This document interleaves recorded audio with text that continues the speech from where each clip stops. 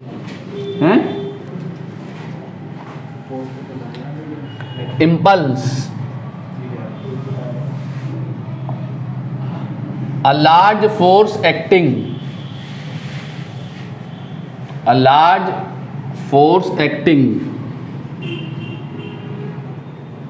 for a short time, बहुत ज़्यादा large value का फोर्स अगर एक्ट कर रहा है और फोर्स के एक्ट होने का ड्यूरेशन कैसा है? शॉर्ट है, वेरी स्मॉल है, तो उस फोर्स को हम क्या कहते हैं? इंपल्सिव फोर्स कहते हैं। इंपल्स आती है जब लार्ज फोर्स एक्ट करता है कि कितने टाइम के लिए? शॉर्ट ड्यूरेशन ऑफ टाइम के लिए। ऐसा कब होता है? जब दो बॉडीज आपस में कोलाइड करती हैं। ड्यूरिंग कोलिजन, ड्यूरिंग इम्पैक्ट, जब भी दो बॉडीज आपस में कोलिजन लेंगी, टकराएंगी, तो कोलिजन के दौरान जो कोलाइडिंग फोर्सेज एक्ट करते हैं वो लार्ज वैल्यू के फोर्सेज होते हैं, और कोलिजन का जो ड्यूरेशन है वो कितना होता है? वेरी स्मॉल होता है, वेरी शॉर्ट ड्यूरेशन होता है। तो जैसे hitting of a ball from a bat, तो बैट और बॉल जो है कितने समय के लिए होंगे कांटेक्ट में? बहुत कम समय के लिए कांटेक्ट में होंगे, ठीक है, फ्रैक्शन ऑफ सेकंड के लिए। एक सेकंड के 10वें, 20वें, 30वें और 40वें और 50वें पार्ट में बॉल और बैट का कांटेक्ट खत्म हो जाएगा, ठीक है। बॉल बैट से टकराएगी, टकराने के बाद उसकी वेलोसिटी जीरो होगी, जीरो होने के बाद वेलोसिटी रिवर्स डायरेक्शन में होगी, और रिवर्स डायरेक्शन में होने के बाद क्या होगा? बॉल तेजी से आगे हो जाएगी। ये सब काम कितने समय में हो जाएगा? एक सेकंड से भी कम समय में, ठीक है। Hitting of a ball from a floor, हम बॉल को दीवार पे दे के मार दें या फर्श पे दे के मार दें, तो बॉल और फ्लोर का जो कांटेक्ट है वो कितने समय के लिए है? एक सेकंड से बहुत कम टाइम के लिए, एक सेकंड के 10वें और 50वें भाग के लिए, 0.1 सेकंड के लिए, 0.01 सेकंड के लिए बॉल जो होगी वो क्या होगी? बॉल के साथ कांटेक्ट में होगी, ठीक है। डिपेंड करेगा हम उसको कितनी जोर से मार रहे हैं, ठीक है, कितनी जोर से बॉल को हिट कर रहे हैं। तो कोलिजन के दौरान ऑलवेज इंपल्सेस एक्ट करती हैं, याद रहेंगे, ठीक है। जब भी सडन फोर्स एक्ट कर जाए, सडनली फोर्स एक्ट कर गया, तो इसका मतलब क्या आई? इंपल्स आई। ये इंपल्स क्या करेगी? कितनी देर में आ जाएगा वो टाइम? हैं? जैसे बॉल सर उससे कांटेक्ट करेगी दीवार से, तो सर वो निकाल सकते हैं टाइम? क्या टाइम? सर टाइम निकाल सकते हैं, जैसे जितने टाइम के लिए वो कांटेक्ट करेगी दीवार से। हाँ, निकाल सकते हैं, क्यों नहीं निकाल सकते हैं, ठीक है। सब कुछ निकाला जा सकता है। आजकल तो स्लो मोशन में क्या क्या ना निकाला जाता है। आजकल तो वो क्या कहते हैं, एज लगी नहीं लगी, माइन्यूट सी भी एज लगी नहीं लगी, वो सब कुछ देख लिया जाता है। सब कुछ निकाल सकते हैं। आजकल कुछ मैनुअल कुछ भी नहीं होता, ठीक है। आजकल तो हमारे पास बहुत ज़्यादा एक्यूरेट डिवाइसेस हैं जिनसे हम बहुत छोटे से छोटे टाइम इंटरवल को मेज़र कर सकते हैं। क्यों नहीं मेज़र कर सकते हैं? हाँ, सब कुछ कर सकते हैं। तो जो है कब आएगी इंपल्स? मैंने क्या कहा? जब क्या होगा? सडन फोर्स एक्ट कर जाए, सडनली अचानक फोर्स एक्ट करा। ये इंपल्स क्या करेगी? जब भी इंपल्स आएगी तो ये सडन फोर्स क्या करेगा? बॉडी के लीनियर मोमेंटम में चेंज लेके आएगा। क्या करेगा? लीनियर मोमेंटम में चेंज लेके आएगा, ठीक है। इंपल्स का काम क्या है? बॉडी के लीनियर मोमेंटम को चेंज करना। कहाँ चेंज होगा लीनियर मोमेंटम? उसी डायरेक्शन में जिस डायरेक्शन में बॉडी के ऊपर इंपल्स आ रही है। कहाँ होगा चेंज लीनियर मोमेंटम? उसी डायरेक्शन में जिस डायरेक्शन में बॉडी के ऊपर इंपल्स आ रही है। अगर इंपल्स इस डायरेक्शन में आई तो ये इंपल्स की डायरेक्शन है, आई से डिनोट करते हैं, तो मोमेंटम में चेंज कहाँ आएगा? इसी डायरेक्शन में आएगा, ठीक है। और कहीं भी आ सकता है मोमेंटम में चेंज? आ सकता है, क्योंकि इस इंपल्स को हम कंपोनेंट में तोड़ सकते हैं, ठीक है। कहाँ चेंज नहीं आएगा मोमेंटम में? किस डायरेक्शन में चेंज नहीं आएगा? जिस डायरेक्शन में इंपल्स एक्ट नहीं करेगी। इंपल्स क्या करती है? बात सुन लो मेरी एक बात ध्यान से। क्या करती है इंपल्स? बॉडी के मोमेंटम में चेंज लेके आती है। कहाँ आएगा बॉडी के मोमेंटम में चेंज? जिस डायरेक्शन में इंपल्स एक्ट करेगी उसी डायरेक्शन में आएगा, ठीक है। अगर बॉडी के ऊपर इंपल्स एक्ट नहीं करी, ठीक है, किसी डायरेक्शन में एक्ट होने वाली impulse on the body zero है, तो उस डायरेक्शन में बॉडी के मोमेंटम में कोई चेंज नहीं होगा। वो डायरेक्शन कौन सी डायरेक्शन होगी अगर यहाँ इम्पल्स एक्ट कर रही है तो? कहाँ इम्पल्स नहीं है अगर यहाँ इम्पल्स है तो? परपेंडिकुलर। अभी अभी हमने क्या सीखा? हम क्या सीख रहे हैं? किसी भी वेक्टर को उसके परपेंडिकुलर डायरेक्शन में तोड़ा नहीं जा सकता। इस इम्पल्स का कोई भी कंपोनेंट नहीं होगा इस डायरेक्शन में। इसको साइलेंट में कर दो अपने मोबाइल को बेटा, ठीक है? इस इम्पल्स का कोई भी कंपोनेंट नहीं होगा इस डायरेक्शन में। अगर इस डायरेक्शन में इम्पल्स आई तो बॉडी के ऊपर इस डायरेक्शन में कोई इम्पल्स एक्ट नहीं करेगी, ठीक है?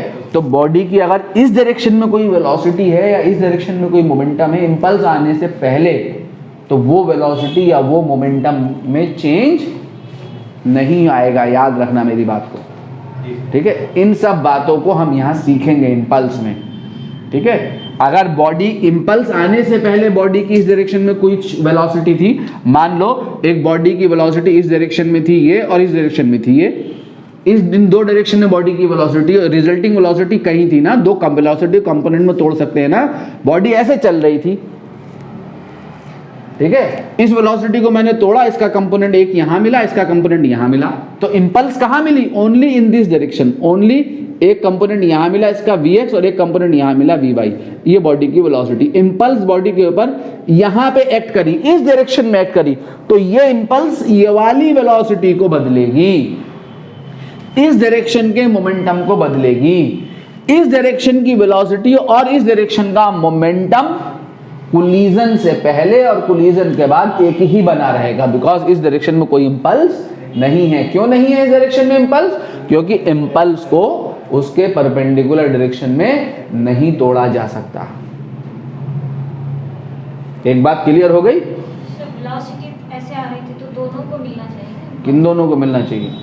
ऐसे इम्पार्ट हुई इंपल्स, ऐसे इम्पार्ट हुई। मैंने इंपल्स के एक्ट होने की डायरेक्शन बताई।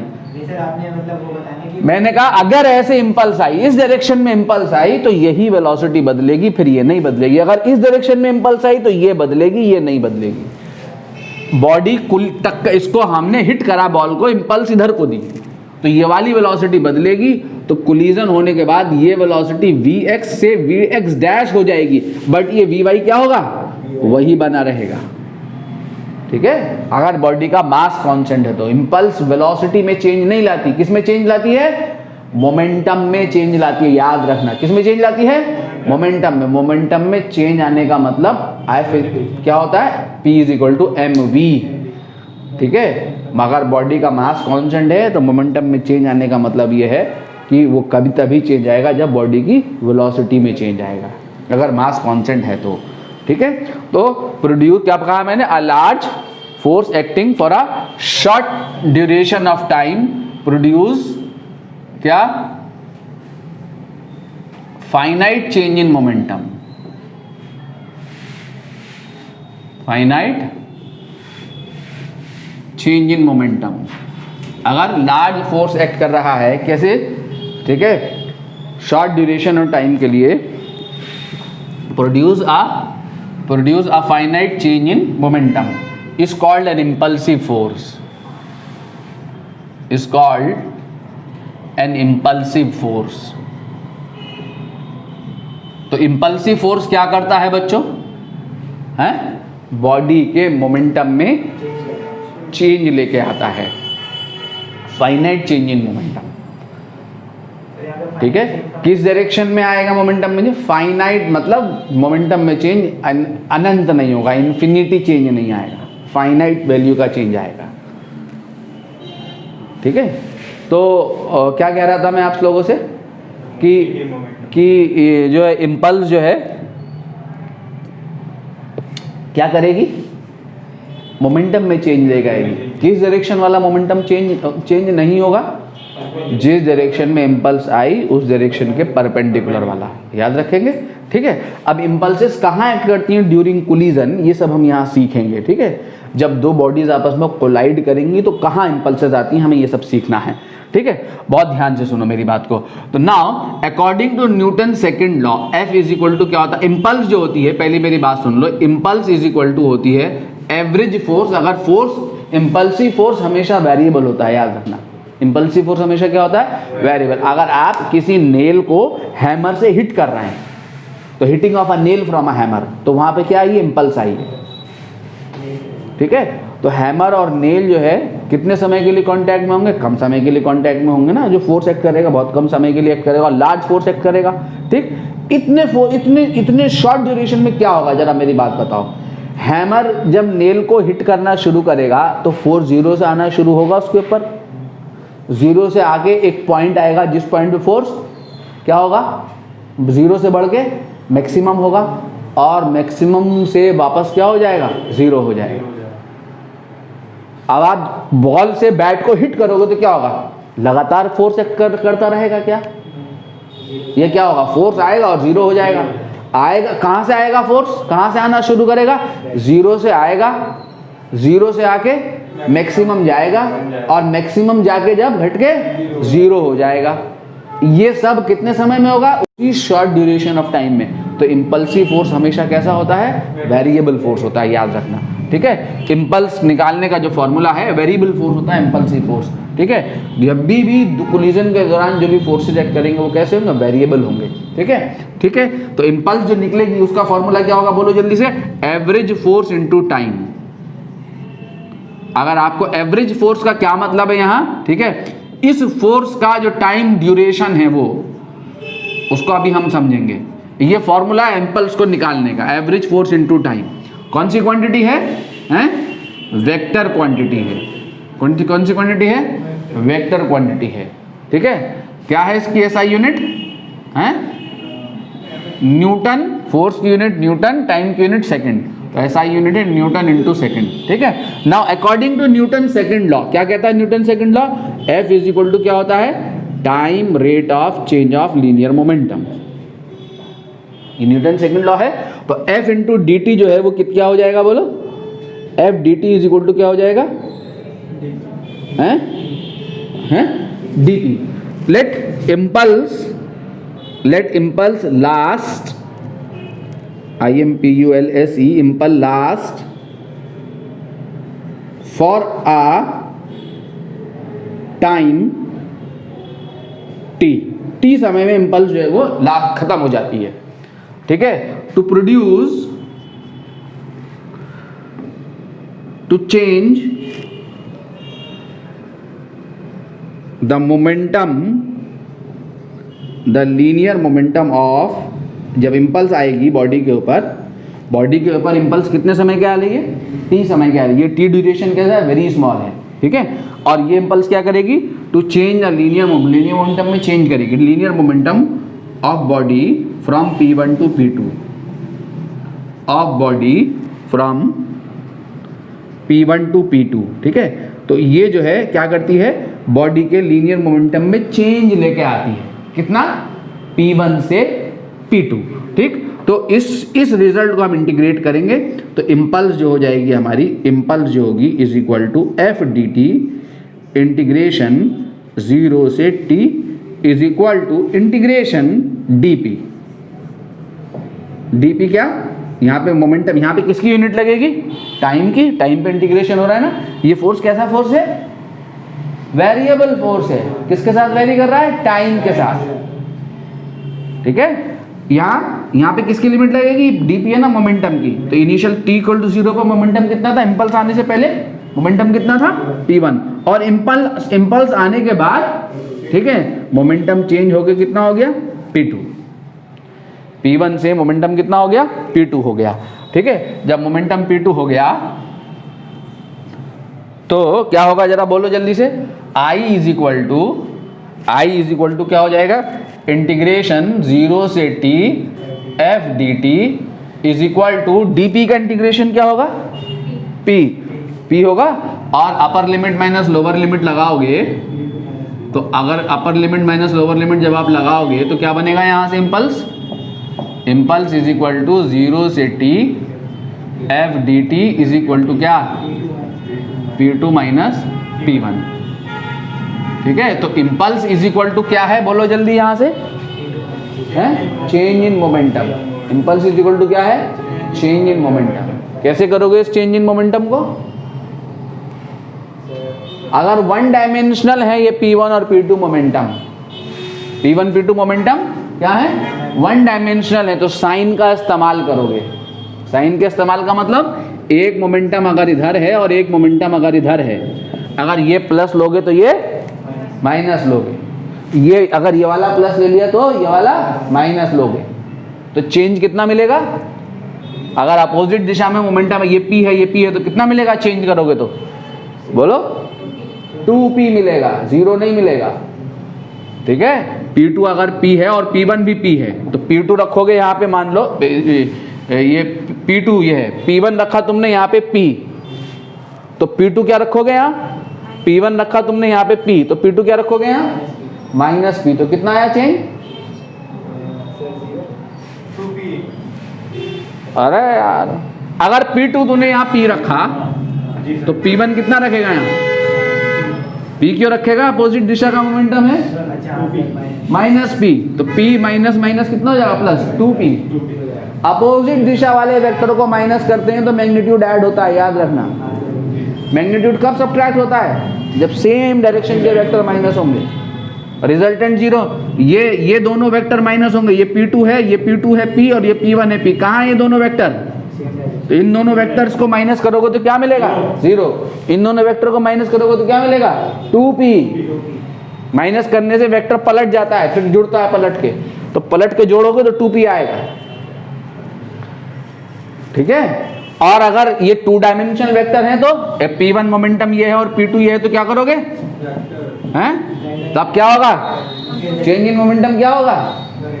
हैं? डायगोनल का वेक्टर निकाला, P1 प्लस P2 हो जाएगा, वो P2 माइनस P1 करना है। माइनस P1 लोगे, उसमें P2 को जोड़ोगे। समझ में आया? अगर ऐसे वेक्टर हैं तो चेंज इन मोमेंटम कैसे निकालोगे? एक तो तरीका यह है कि इसको आई cap J cap K cap की फॉर्म में लिखना, इसको आई cap J cap K cap की फॉर्म में लिखना, डायरेक्ट कर देना। ठीक है, दूसरा क्या तरीका है? अगर डायगोनल निकालना चाहते हो तो P1 को रिवर्स कर, 2 वेक्टर का सब्ट्रैक्शन लगा दोगे यार, 2 वेक्टर का सब्ट्रैक्शन, माइनस P1 लोगे, उसके साथ जोड़ दोगे। तीसरा क्या तरीका है कि यहां से पास होती हुई 2 म्यूचुअली परपेंडिकुलर एक्सिस लोगे, ऐसे 2 म्यूचुअल, ये एक्स एक्सिस लोगे, वाई एक्सिस लोगे। ठीक है, एक्स एक्सिस वाई एक्सिस लेने के बाद कंपोनेंट की शक्ल में करोगे। ठीक है, एक्स डायरेक्शन में जो इंपल्स आई है, नेट एक्स डायरेक्शन में आने वाली इंपल्स इज इक्वल टू क्या? एक्स डायरेक्शन में जो इंपल्स, एक्स डायरेक्शन में और वाई डायरेक्शन में, अब जब तुमने 2 एक्सिस ले ली तो एक्स डायरेक्शन की इंपल्स और वाई डायरेक्शन की इंपल्स तुम्हें पता होनी चाहिए। तो एक्स डायरेक्शन की इंपल्स क्या होगी? एक्स डायरेक्शन की इंपल्स होगी Pxf माइनस Pxi, और वाई डायरेक्शन की इंपल्स होगी Pyf माइनस Pyi। तो ये तुम्हें एक्स डायरेक्शन में इंपल्स मिल गई, ये तुम्हें वाई डायरेक्शन में इंपल्स मिल गई। ठीक है, एक्स डायरेक्शन में final momentum minus initial momentum, Y direction में final momentum minus initial momentum. तो ये एक्स डायरेक्शन की इंपल्स मिल गई, ये तुम्हें वाई डायरेक्शन की इंपल्स मिल गई। इन दोनों से रिजल्टिंग इंपल्स निकालोगे, under root IX square plus I by square, या IX I cap plus I by J cap. 1 dimension के लिए साइन का इस्तेमाल करोगे, 2 डायमेंशन के लिए ऐसे चॉइस ऑफ एक्सिस लेके कर सकते हो। सब्ट्रैक्शन नहीं समझ में आ रहा है? 2 वेक्टर का सब्ट्रैक्शन है ना बेटा, तो 2 वेक्टर को कैसे सब्ट्रैक्ट करते हैं? P2 plus minus of P1,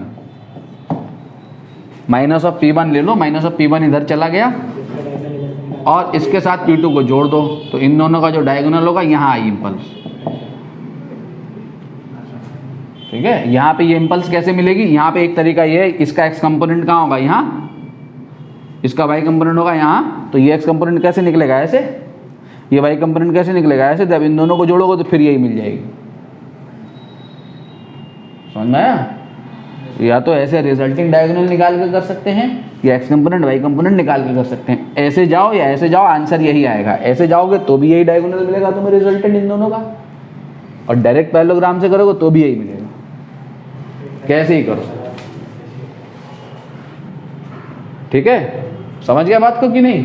ठीक है, ये सब न्यूमेरिकल्स में हमें ज़रूरत पड़ेगी। अभी हम न्यूमेरिकल करने जा रहे हैं सारे। अब मेरी बात सुनो ध्यान से बच्चों। ठीक, इफ एफ एवरेज क्या है? कांस्टेंट और एवरेज फोर्स, कांस्टेंट और average force is assume to be act, assume करते हैं, assume to be act during impact, during impulse. जितने ड्यूरेशन के लिए इंपल्स आई है हमने अज्यूम कर लिया उतने ड्यूरेशन के लिए जो फोर्स है वो वेरिएबल ना लग के कांस्टेंट लग रहा है सपोज, ठीक है। तो इस कांस्टेंट का डिफरेंशिएशन होगा फिर अगर इस फोर्स को कांस्टेंट अज्यूम करें, नहीं सॉरी इंटीग्रेशन होगा कांस्टेंट का, नहीं होगा। ये इंटीग्रेशन कांस्टेंट से बाहर चला है, ये कांस्टेंट इंटीग्रेशन से बाहर चला आएगा, इस कांस्टेंट का इंटीग्रेशन नहीं होगा, ठीक है। कौन इंटीग्रेट हो जाएगा? dt, dt का इंटीग्रेशन क्या होगा? t, तो यहाँ से t आ जाएगा खाली।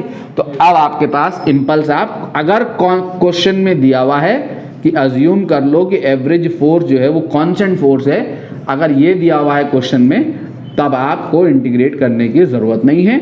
लेकिन अगर फोर्स टाइम का फंक्शन दिया हुआ है तब इंटीग्रेट करके इम्पल्स को कैलकुलेट करेंगे।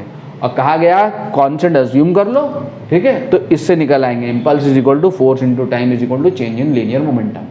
अगर 1D मोशन है, कौन सा मोशन है? वन डायमेंशन मोशन को तोड़ के कर रहे हो, 1D को कर रहे हो, तो 1D के लिए क्या करेंगे? साइन का इस्तेमाल करेंगे, force into time, average force into time is equal to P2 minus P1 और साइन लगाएंगे, ठीक है। 1D के लिए ऐसे यूज कर लेंगे, ठीक है, क्लियर हो गया। और इसी 2D मोशन को 1D तोड़ के कर रहे हो तो दो 1D तोड़ के कर रहे हो तो इसका इस्तेमाल कर सकते हो इस इक्वेशन का। कैसे?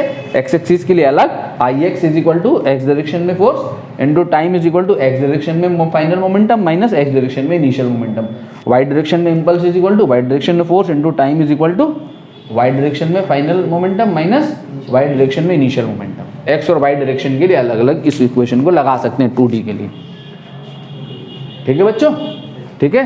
क्या काम है इंपल्स का? बॉडी के मोमेंटम में चेंज लेके आना। कहां नहीं आएगी जल्दी से बताओ इंपल्स? जहां वो आई है उसके परपेंडिकुलर डायरेक्शन में, ठीक है। तो जहां वो आई है उसके परपेंडिकुलर डायरेक्शन में कोलिजन से पहले और कोलिजन के बाद लीनियर मोमेंटम और वेलोसिटी क्या होंगी? सेम होंगी, ठीक है, याद रहे ये बात, ठीक है। अब इंपल्स कहाँ एक्ट करती है ये सब हमें सीखना है, ठीक है। कहाँ एक्ट करती है इंपल्स? कहाँ एक्ट करती है इंपल्स? कहाँ इंपल्स एक्ट करती है? याद रखो, कोलाइडिंग पॉइंट पर इंपल्स, नोट लिखा रहा हूं तुम्हारे लिए, कोलाइडिंग पॉइंट पर क्या है note? Impulse always colliding COLLIDING colliding point पर अपर कॉमन नॉर्मल की डायरेक्शन में एक्ट करती है।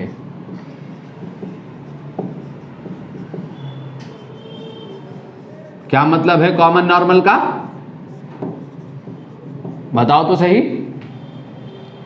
है। कॉमन नॉर्मल का मतलब है कॉमन का मतलब क्या है? कॉमन है। कॉमन का क्या मतलब है? कॉमन है। और नॉर्मल का क्या मतलब है? नॉर्मल का मतलब नॉर्मल नहीं है यहाँ, नॉर्मल का क्या मतलब है? परपेंडिकुलर है, ठीक है। कॉमन नॉर्मल, कॉमन किस पे? कोलाइडिंग पॉइंट पे कोलाइड होने वाली दोनों बॉडीज पे एक 90 डिग्री पे कोलाइडिंग पॉइंट पे लाइन खींचोगे जो दोनों बॉडी से 90 डिग्री का एंगल बना रही हो कोलाइडिंग पॉइंट पे, उस डायरेक्शन को कॉमन नॉर्मल डायरेक्शन कहते हैं, ठीक। मान लो जैसे मान लो, देखो बहुत पहले कॉन्सेप्ट को ले लो, फिर जो है हम न्यूमेरिकल करना शुरू करेंगे। इसकी हमें वर्क एनर्जी पावर में भी जरूरत पड़ेगी।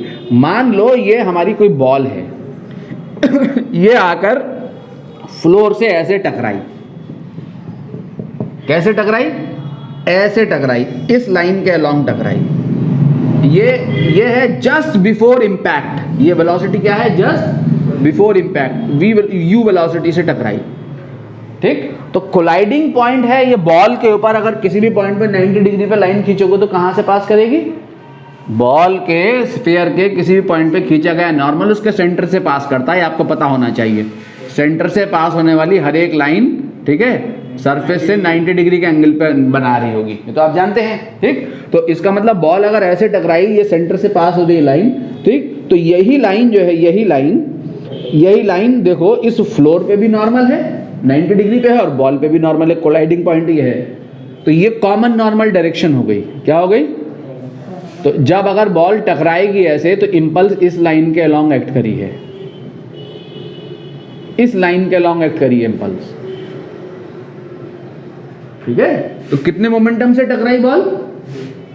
अगर मास m है इसका, तो vu वेलोसिटी से टकराई, तो mu मोमेंटम से टकराई। तो कहां आई इंपल्स? यहां आई इंपल्स। तो कहां नहीं आई इंपल्स? इसके परपेंडिकुलर। कहां नहीं आई? परपेंडिकुलर कहां होगा इसके? ये होगा, ये दोनों में परपेंडिकुलर होगा। ये क्या कहलाता है? टेंजेंट। इसको कॉमन टेंजेंट डायरेक्शन कहेंगे। इस डायरेक्शन को ऊपर को शिफ्ट कर दूं मैं, तो ये डायरेक्शन कौन सी डायरेक्शन है?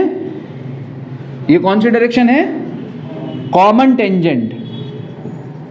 कौन सी डायरेक्शन है? Common tangent. यहां इंपल्स एक्ट नहीं करेगी, ठीक है। यहां इस लाइन के अलोंग इंपल्स एक्ट करती है, इस लाइन के अलोंग इंपल्स एक्ट करती है।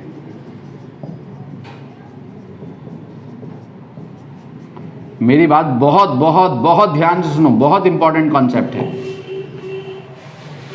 ठीक है। तो इंपल्स कहां आई बोलो? कॉमन नॉर्मल की डायरेक्शन। कॉमन टेंजेंट कहां होगा? कॉमन नॉर्मल के परपेंडिकुलर, ठीक है। अब जब कॉमन नॉर्मल के डायरेक्शन में इंपल्स आई, ठीक है, तो इस इंपल्स को इसके परपेंडिकुलर, किसी भी वेक्टर को परपेंडिकुलर नहीं तोड़ा जा सकता। तो कॉमन टेंजेंट की डायरेक्शन में कभी भी कोई इंपल्स नहीं होगी। तो आप जब भी कोलाइडिंग पॉइंट पर हैं, कोलाइडिंग पॉइंट पे कॉमन नॉर्मल खींचोगे तो उसी लाइन के अलोंग इंपल्स आती है, ठीक है। तो कॉमन टेंजेंट की डायरेक्शन में कोई इंपल्स नहीं आती। तो इस डायरेक्शन में जो कोलिजन से पहले है वेलोसिटी, वही होगी कोलिजन के बाद। इस डायरेक्शन में कोलिजन से पहले कितनी है वेलोसिटी राशिदा? हैं? यू तो बेटे इस डायरेक्शन है मेरे लाल, नॉर्मल डायरेक्शन में। आंखें खोलो, ये यू वेलोसिटी किस डायरेक्शन में? इस डायरेक्शन में, इस डायरेक्शन में। ये कौन सी डायरेक्शन है? Common normal. अगर वेलोसिटी इस डायरेक्शन में है, वेलोसिटी कौन सी क्वांटिटी है? वेक्टर। इसके परपेंडिकुलर डायरेक्शन कौन सी है? Common tangent. तो इस वेलोसिटी का यहाँ पे क्या होगा कंपोनेंट? जीरो। तो कॉमन टेंजेंट डायरेक्शन में क्या है वेलोसिटी कोलिजन से पहले? मैंने जस्ट बिफोर कोलिजन बनाया है पिक्चर, जीरो है। तो कॉमन टेंजेंट के डायरेक्शन में वेलोसिटी क्या है? जीरो है कोलिजन से पहले।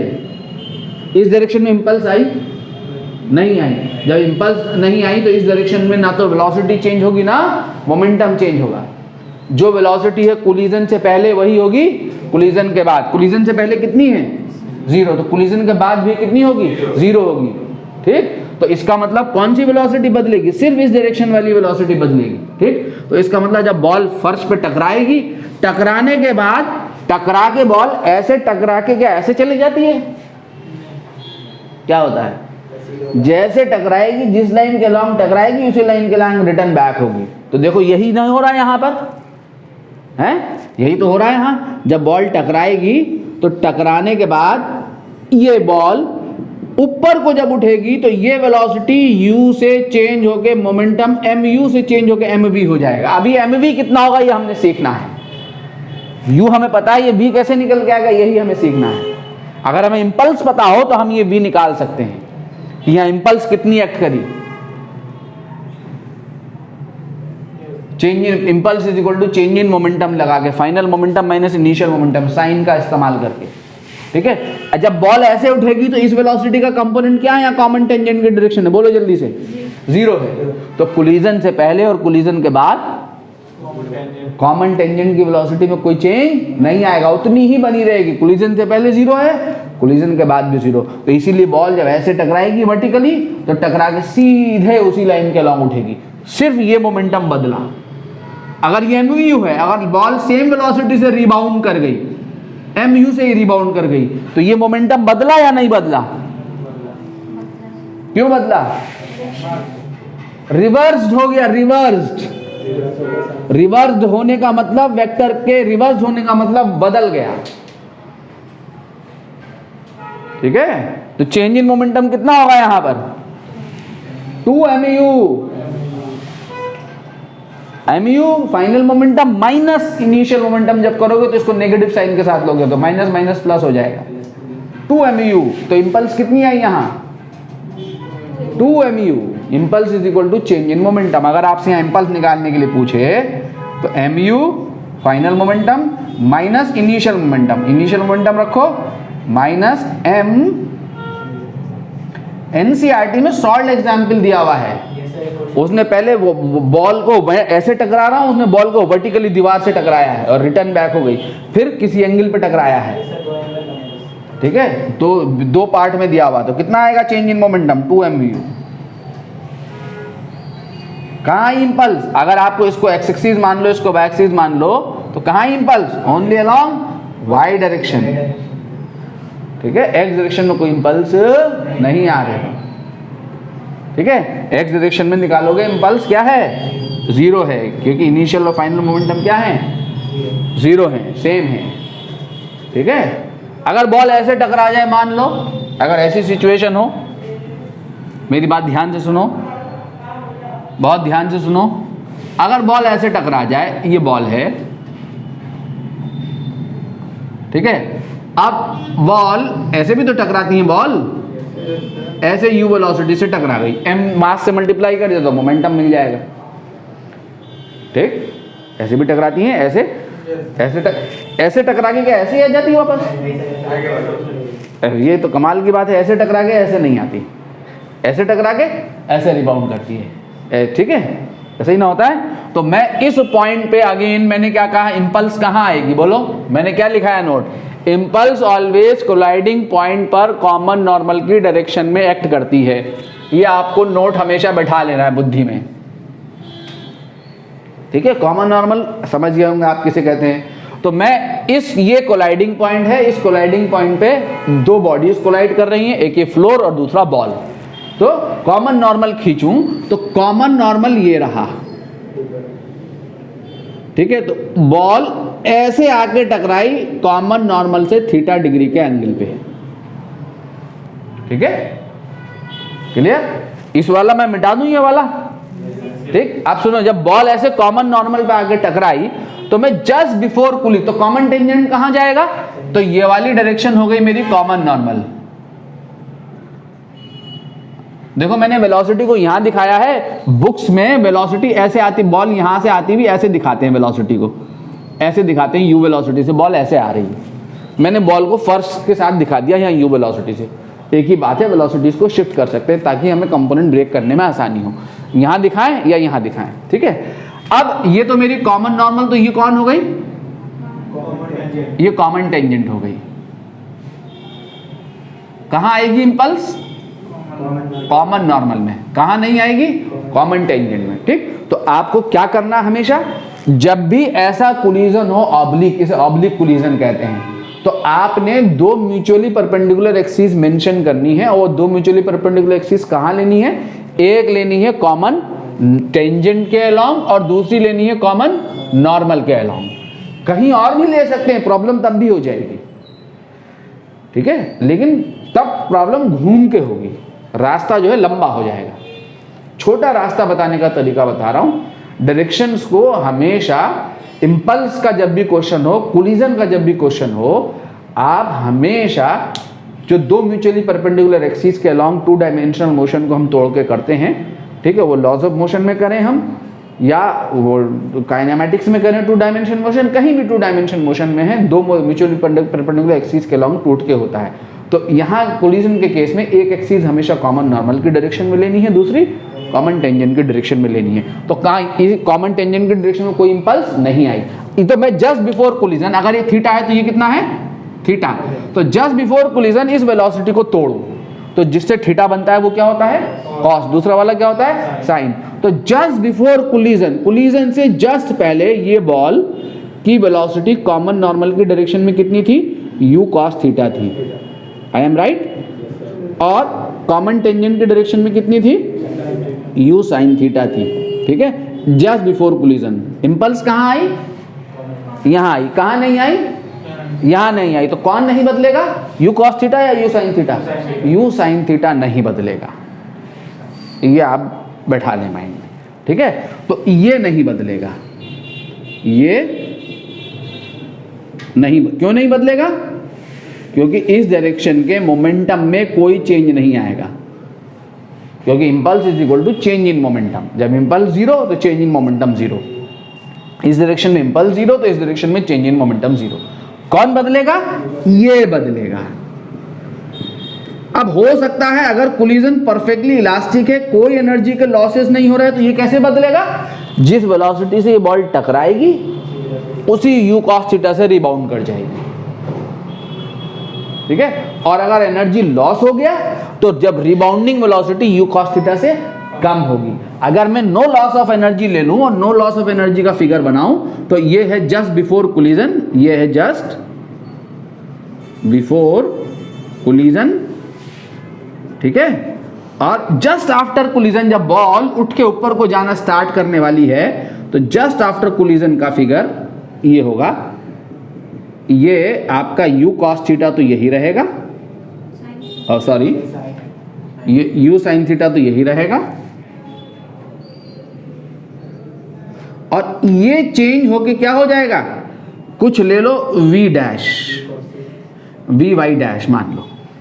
अब ये vy dash u cos theta हो जाएगा if collision perfectly elastic, no loss of energy. अगर एनर्जी लॉस हो रहा है तो ये vy dash u cos theta से कम होगा मैग्नीट्यूड। अगर ये u cos थीटा हो गया तो ये बदला नहीं बदला, अगर ये u cos थीटा ही है मान लो तो ये बदला या नहीं बदला, बदल गया। क्यों बदल गया, रिवर्स हो गया। तो किस डायरेक्शन में आया मोमेंटम में change, only in this direction. कितना आया, 2u cos थीटा। इस डायरेक्शन में क्या है देखो, इनिशियल और फाइनल दोनों मोमेंटम सेम है, mu sin theta mu sin theta zero. तो इस डायरेक्शन में कोई इंपल्स एक्ट नहीं कर रही। अगर आपने इसको एक्स एक्सिस माना है, इसको वाई एक्सिस माना है, तो ix कितना आएगा, यहाँ ix जीरो। एक्स डायरेक्शन में मोमेंटम में चेंज कितना आएगा, इंपल्स क्या आएगी, जीरो।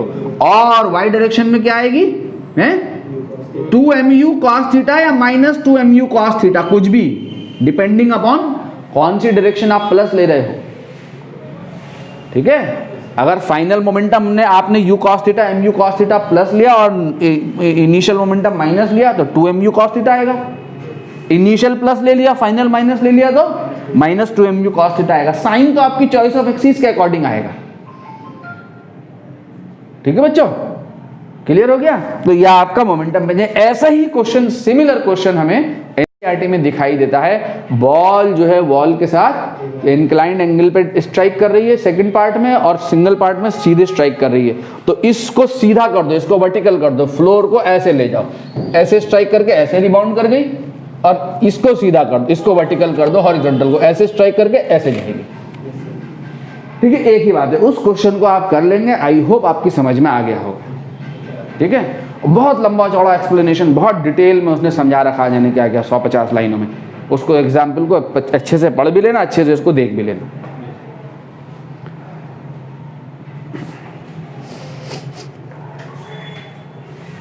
ये सीन है, ये आपका सीन है जस्ट आफ्टर कोलिजन, ये जस्ट आफ्टर कोलिजन का सीन है, ठीक है।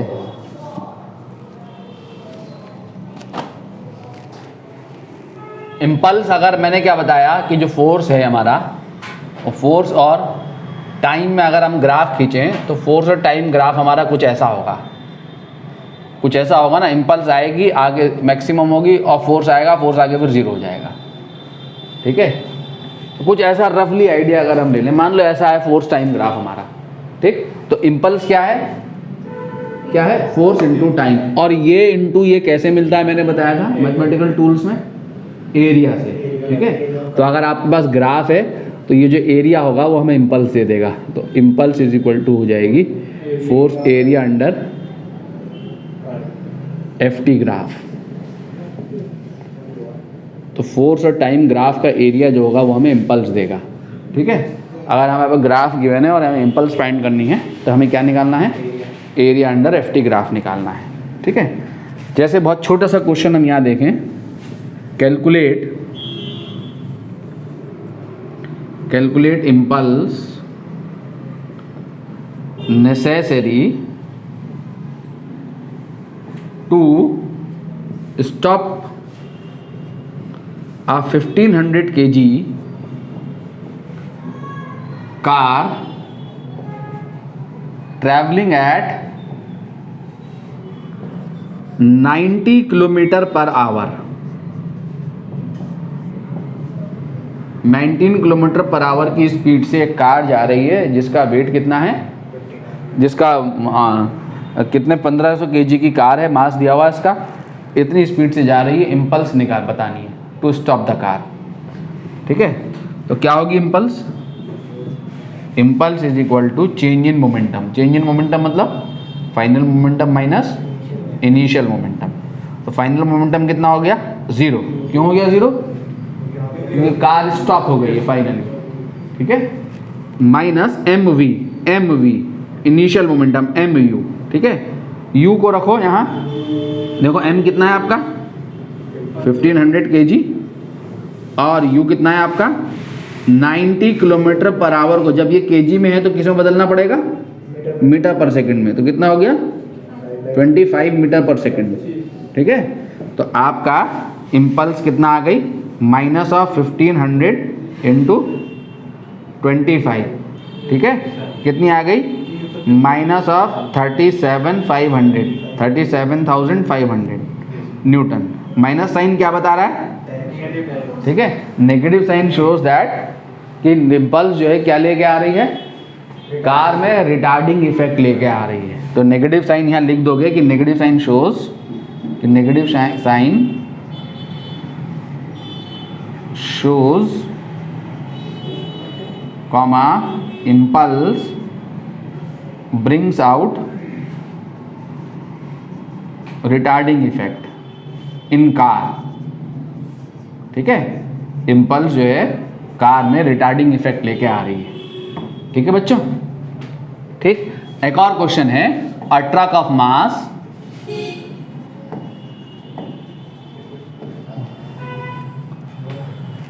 नोट करें इसको, अ truck of mass 2 × 10⁻³ kg, 2 × 10⁻³ kg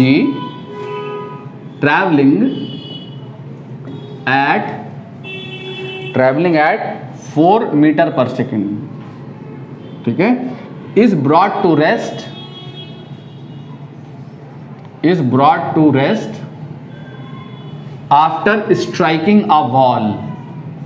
सामने एक दीवार से टकरा गया ट्रक, स्ट्राइकिंग द वॉल। ठीक है, वॉल से टकराया, ठीक है, इन 2 सेकेंड, और 2 सेकेंड में स्टॉप हो गया। व्हाट फोर्स इज एग्जर्टेड, इस फोर्स को अज्यूम करना है कांस्टेंट बाय द वॉल ने ट्रक के ऊपर जो फोर्स लगाया है वो बताना है। बताओ तो सही,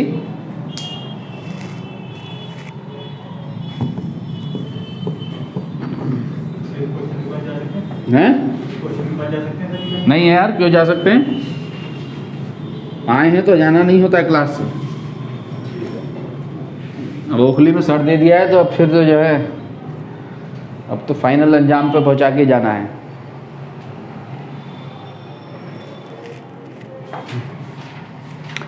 हाँ जी बोलिए, हो गया ना।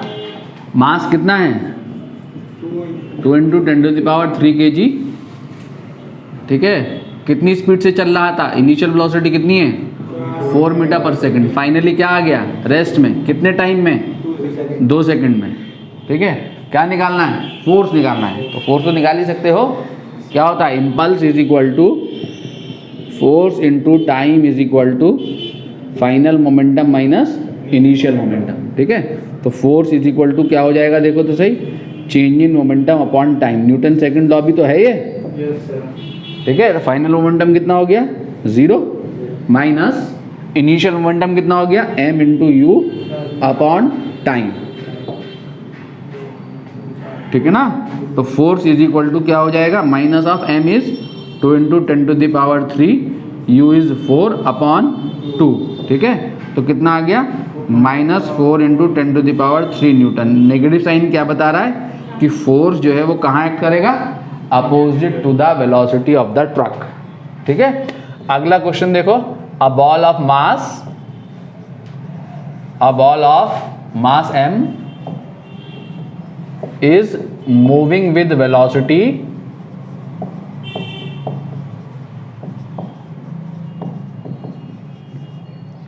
कुछ ले लो 3i cap plus 4j cap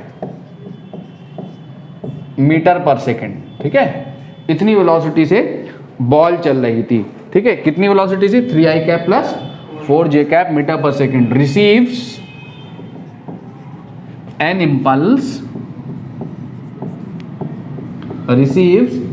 impulse कितनी, minus of 5m i cap. ठीक है, इतना इम्पल्स बॉल ने रिसीव करी। What is the velocity of ball, what is the velocity of ball immediately afterwards.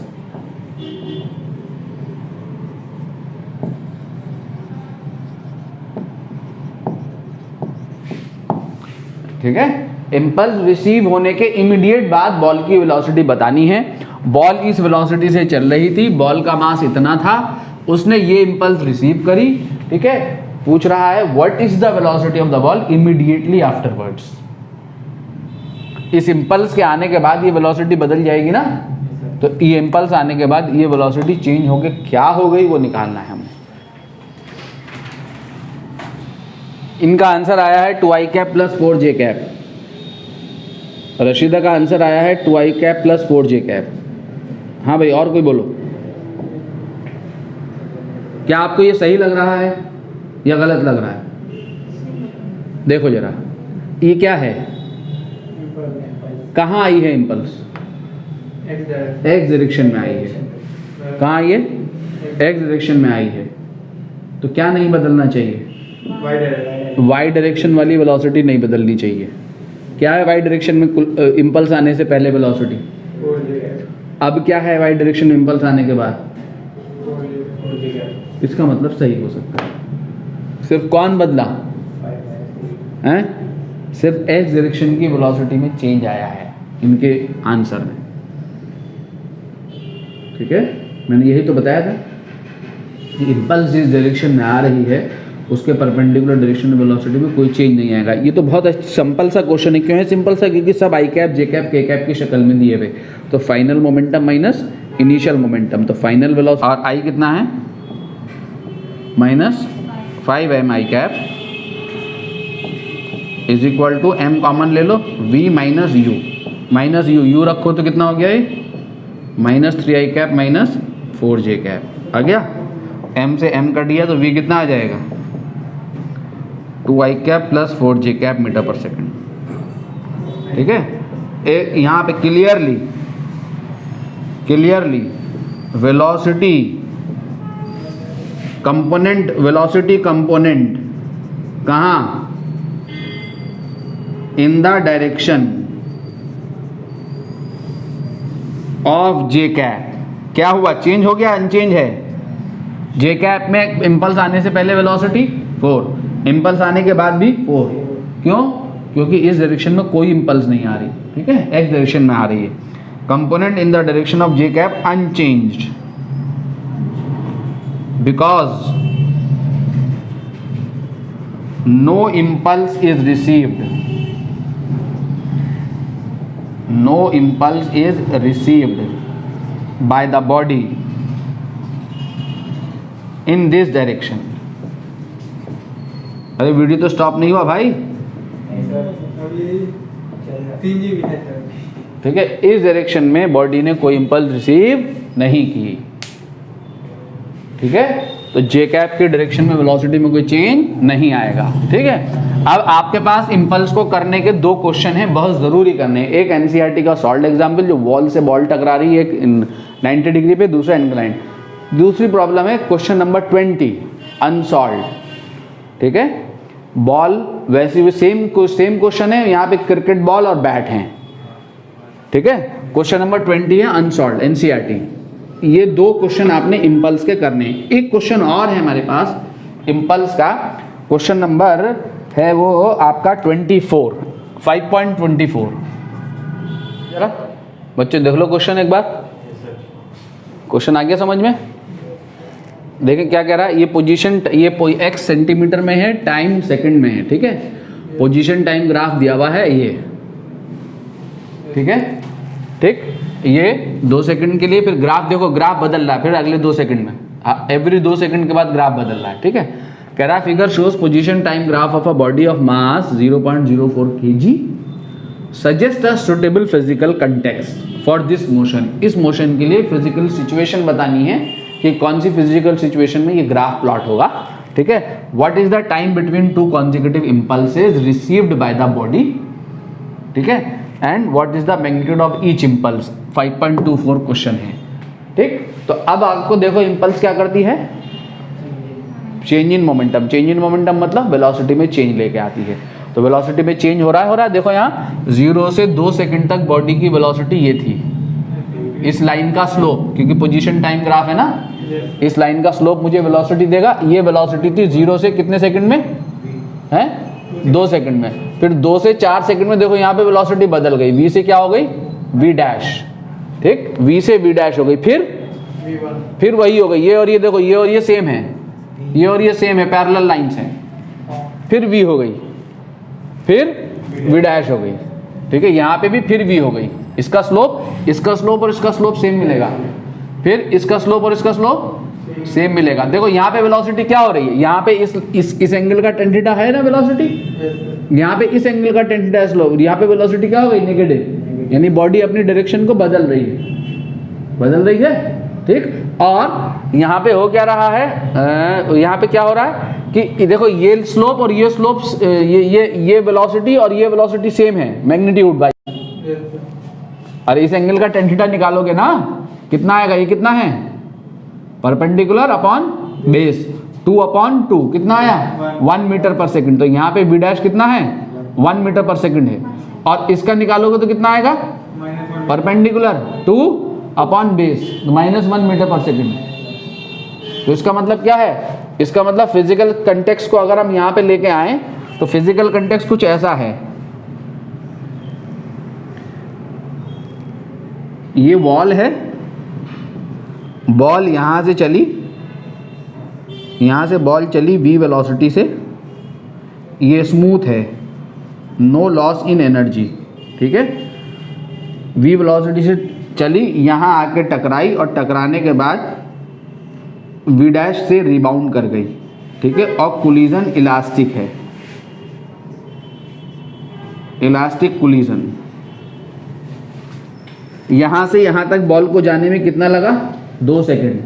t बराबर 0 पे यहाँ चली और फिर 2 सेकंड पे यहाँ पहुँच गई, फिर टक्कर खा के वापस लौटी, फिर 2 से यहाँ 2 सेकंड लगे, कितना, उसी वेलोसिटी से रिबाउंड कर गई। ये भी कितना है, v ही है, v dash is equal to v ही है मैग्नीट्यूड वाइज, ठीक है। जिस वेलोसिटी से टकराई उसी वेलोसिटी से रिबाउंड कर गई, ठीक है। 2 सेकंड में यहाँ पहुंची, फिर 2 सेकंड में फिर यहाँ टक्कर आई, फिर यहाँ इस ऐसे हमेशा ये टक्कर मारती रहेगी, क्योंकि यहाँ एनर्जी लॉसेस नहीं हो रहा है। इलास्टिक कोलिजन का मतलब नो एनर्जी लॉस। यहाँ पे t इक्वल टू 2 सेकंड में पहुँच गई बॉल, ठीक है, नो लॉस इन एनर्जी। ये कुछ फिजिकल कंटेक्स्ट हो सकता है, ठीक है। m मास की बॉल है ये, समझ गए ना, ठीक है। ऐसा फिजिकल कंटेक्स्ट हो सकता है। ठीक है, अब हमें क्या बताना है, ठीक है, वेलोसिटी ऑफ बॉल कितने सेकंड पे चेंज हो रही है, एवरी 2 सेकंड पे। देखो 2 सेकंड, फिर 2 सेकंड के बाद फिर चेंज हो गई, फिर 2 सेकंड के बाद फिर चेंज हो गई, तो कितने सेकंड के बाद आ रही है इम्पल्स, एवरी 2 सेकंड पे आ रही है इम्पल्स। अरे 2 सेकंड पे टकरा रही, यहाँ आएगी इम्पल्स, फिर यहाँ आएगी इम्पल्स, फिर यहाँ आएगी, फिर आएगी, फिर आएगी, फिर आएगी, ठीक है। तो velocity of mass changes after every 2 second,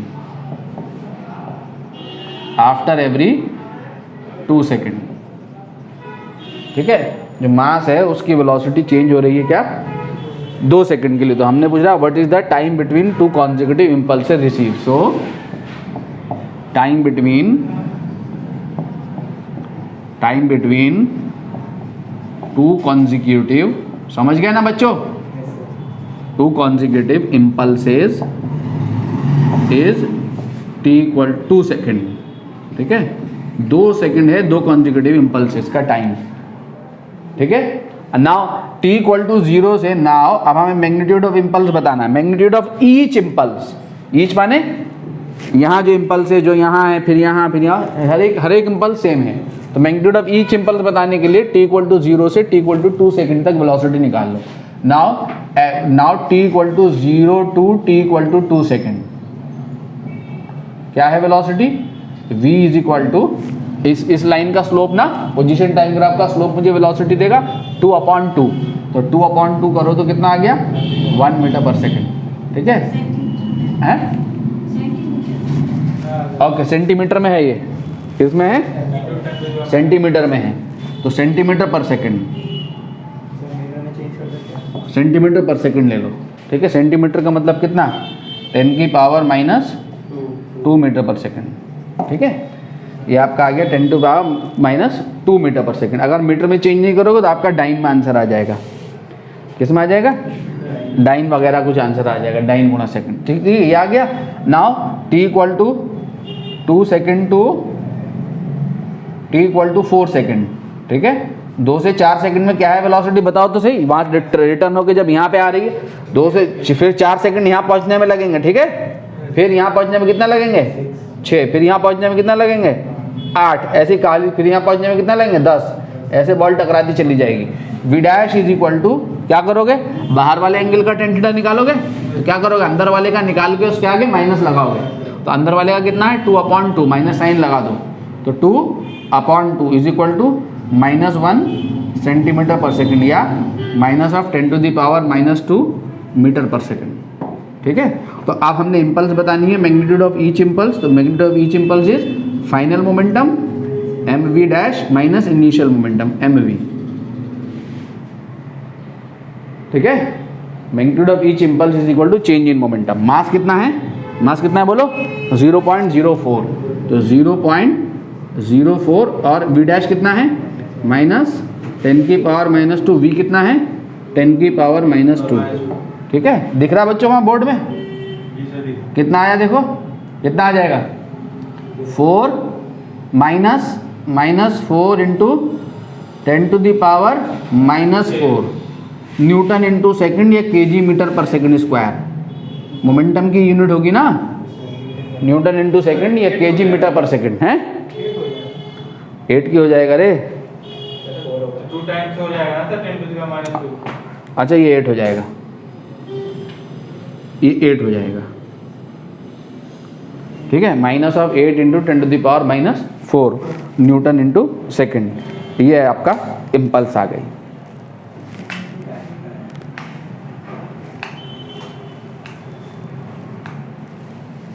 ठीक है, और मैग्नीट्यूड बताना है तो मैग्नीट्यूड कितना हो जाएगा, माइनस साइन हटा दो तो वो मैग्नीट्यूड हो गया 8 इंटू 10⁻⁻4 न्यूटन इंटू सेकेंड, ठीक है।